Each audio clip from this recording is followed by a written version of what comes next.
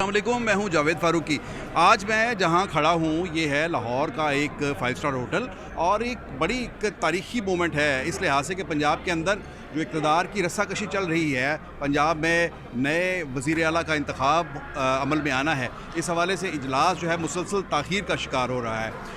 पिछले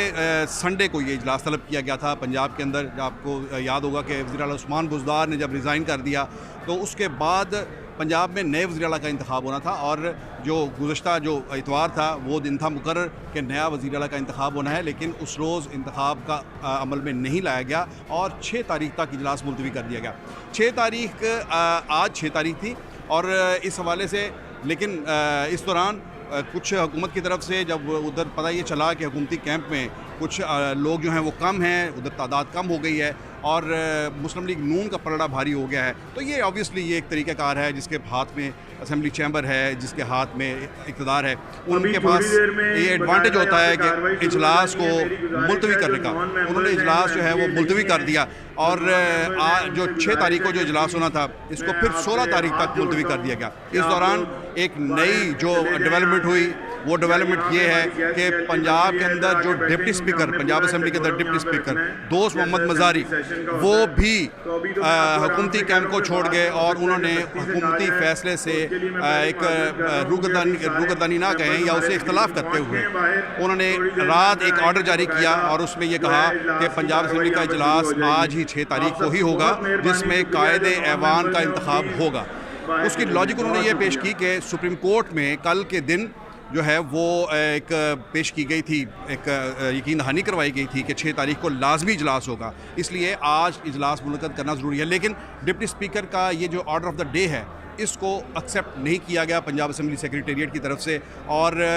ये आज का दिन जो था ये बहुत ही इस हवाले से एक टेंस गुजरा कि स्पीकर पंजाब असम्बली ने उसके ऊपर फौरी कार्रवाई की और डिप्टी स्पीकर को ना सिर्फ उनसे इख्तियारात वापस ले लिए स्पीकर के बल्कि उनके ख़िलाफ़ तहरीक इंसाफ ने जो उनकी अपनी पार्टी है उसने तहरीक अदम एतमाद जमा करवा कर उन्हें अमलन मफलूज करके रख दिया। ऐसी सूरत में फिर जो अपोजिशन है उन्होंने एक नया जो है वो तरीक़ेकार ये इख्तियार किया कि आज इस वक्त मैं ये जो खड़ा हूँ फ्लैटिस होटल में, आप ये देख रहे हैं मेरे सामने मेरे अकबे के ये पीछे जो पंजाब ये एक इजलास है, ये पंजाब असम्बली का अलामती इजलास तलब किया गया है। ये इधर आपको अगर हम ये दिखा सकें, ये स्पीकर की चेयर लगाई गई है, यहाँ स्पीकर बैठकर इजलास की सदारत करेंगे और ये तमाम जो है एक अलामती तौर पर एक हाउस जो है वो तैयार किया गया कि तमाम मुस्लिम लीग नून के और पीपल्स पार्टी के और उनकी इत्तेहादी जमातों के जो MPs हैं ये वो मौजूद हैं। ये इस तरफ अगर देखें तो ये टिपिकल एक प्रेस गैलरी बनाई गई है जिसमें तमाम सहाफ़ी बैठे हुए हैं, उन्हें मदऊ किया गया है कि इस इजलास की कवरेज करें। उसी तरह से स्पीकर डाइस जो है वो लगा है, वहाँ से वो इजलास चेयर होगा। आज के इजलास में ये कहा गया कि इस अलामती इजलास में वो जो एक पेंडिंग एजेंडा है कि पंजाब के अंदर चीफ मिनिस्टर कौन होगा, ये उस इंतखाब का एक डेमो किया जाएगा। अगरचे इसके अंदर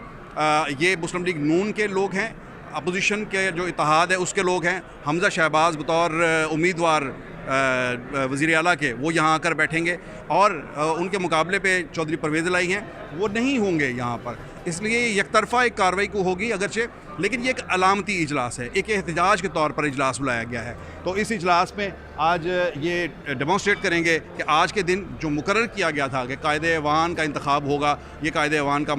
जो है वो इंतखाब किया जाएगा। मैं यहाँ पर ये बताता चलूँ कि ये जो सारे का सारा जो मामला है इसके अंदर एक और जो बहुत ही आज के सारे दिन में ये चीज़ जो है ये गर्दिश करती रही वो ये कि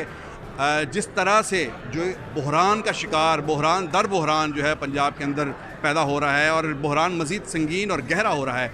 इसमें नज़र ये आ रहा है अब 10 दिन बाद जो है वो ये इजलास जो है मुलतवी कर दिया गया है, यानी 16 अप्रैल तक ये मुलतवी कर दिया गया है और इन 2 दिनों में हुकूमती पार्टी पाकिस्तान तहरीक इंसाफ के अंदर मज़ीद तोड़ फोड़ हुई है। कल जो वज़ीर-ए-आज़म ने जो इजलास मुनक़्क़द किया था गवर्नर हाउस के अंदर, वो इतलात के मुताबिक उसके अंदर 140 के करीब अरकान थे, जबकि हुकूमती कैंप जो है उसकी तादाद 183 है, लेकिन सिर्फ 140 के करीब मेंबर्स थे। और यानी तकरीबन 40 मज़ीद अफराद गए और आज के दिन में डिप्टी स्पीकर भी उन्हें छोड़ गए और ये कहा जाता है कि उनके साथ भी 8 से 10 सरकार जो हैं वो उनका एक ग्रुप उनके साथ है। अब देखते हैं कि ये तहरीक इंसाफ के अंदर जो मज़ीद तोड़ फोड़ है ये आने वाले दिनों में चौधरी परवेज़ लाई क्या इसे कंट्रोल कर पाते हैं। तो इसके साथ साथ ये भी एक बहुत ज़्यादा इस बात का ख़दशे का इजहार किया जा रहा है कि अगर ये बहरान इसी तरह जारी रहा तो इस बात का भी इम्कान है कि सूबे में गवर्नर राज नाफज कर दिया जाए।